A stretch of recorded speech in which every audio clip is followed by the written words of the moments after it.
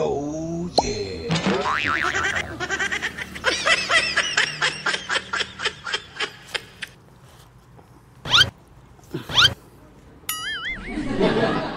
Nice.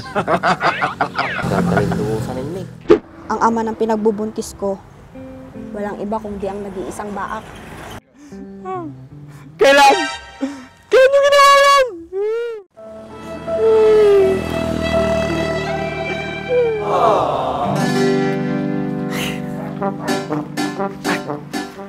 Yung Andres, dudo akid nga duwa. Siguro dati duldulon dago dyan. Pay mo. Madi aji damo nga nakitak suda nga duwa eh. Kasla dati something da. Kinabayag mga something dagi dayon. Something nga saltek. Madi nga salte.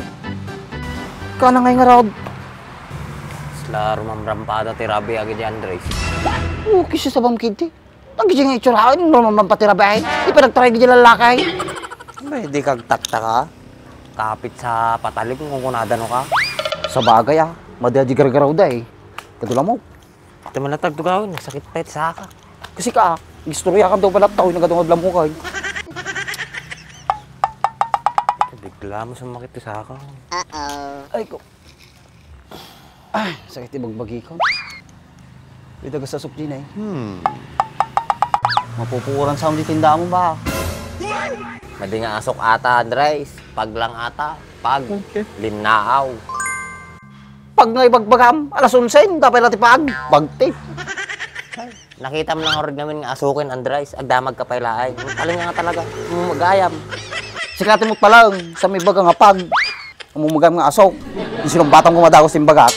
Kinumamati ka nga eh. Tikta nga talaga. Buya lang atikwan. Di ba, Max? Na maramit ko. Di ba, Max? Paya umamay. Paya, suruan na kay Kugaraw. Nyamot to, boring mo to, nung marami. O mo lang invite eh, birthday. Kasari. Boring.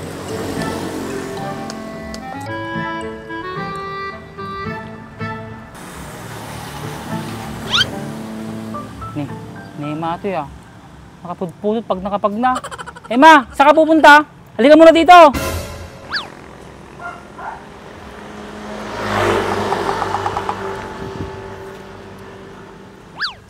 Kainit-init, naglalakad ka. Mapa ka na dito. Dahan-dahan. Salamat ang gentleman mo naman. Siyempre, basta ikaw. Bakit ka ba naglalakad-lakad? Ang init-init. Ganito daw kasi pag buntis, kailangan maglakad-lakad para malusog yung bata. Ano? Buntis ka? Sino ka man yan? Kisti sa bahan, nalibasa na ka.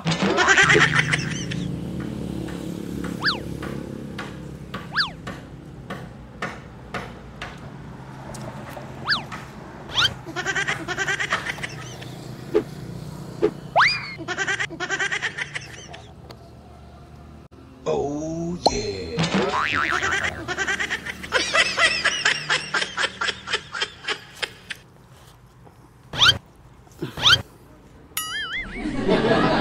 Hindi mo, nagpapasurotak ka niya. Nagmaya ganun. Nagsiksi na si ka. Ngayon, paitay. Artag.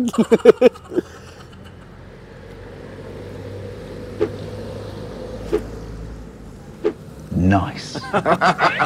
Gagaling luusan ni Nick. Kisa sa banang bilditon na eh. Tinakyan na pay. Ito? Painda na ba ako?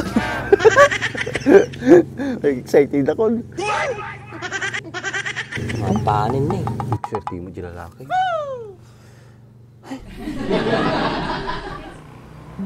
Huwag ka sanang magagalit, JR. Ang ama ng pinagbubuntis ko, walang iba kundi ang nag-iisang baak. Kailan? Kailan nyo ginawa yan? Huwag ka nang umiyak, JR. Nangyari na eh. Nabuntis na ako.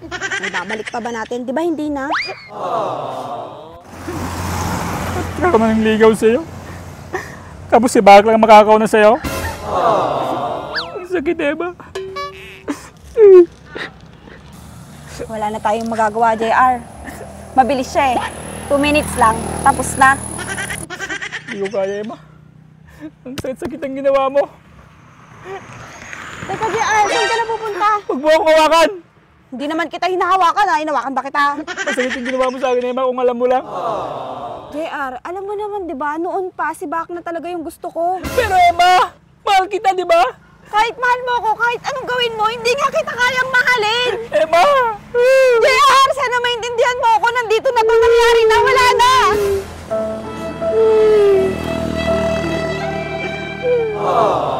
Mananagot sa akin sa bahak na yun. JR, huwag mong gawin yan. Bitawan mo ako, Emma! Kumanda ako yung bahak.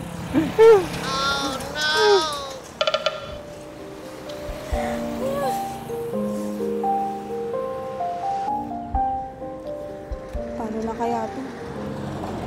Sana, dalawa ang puso ko. Sana, dalawang puso ko, hindi na sana nalilito. Kung sino sa inyo, sana, dalawang puso ko, hindi na sana nalilito.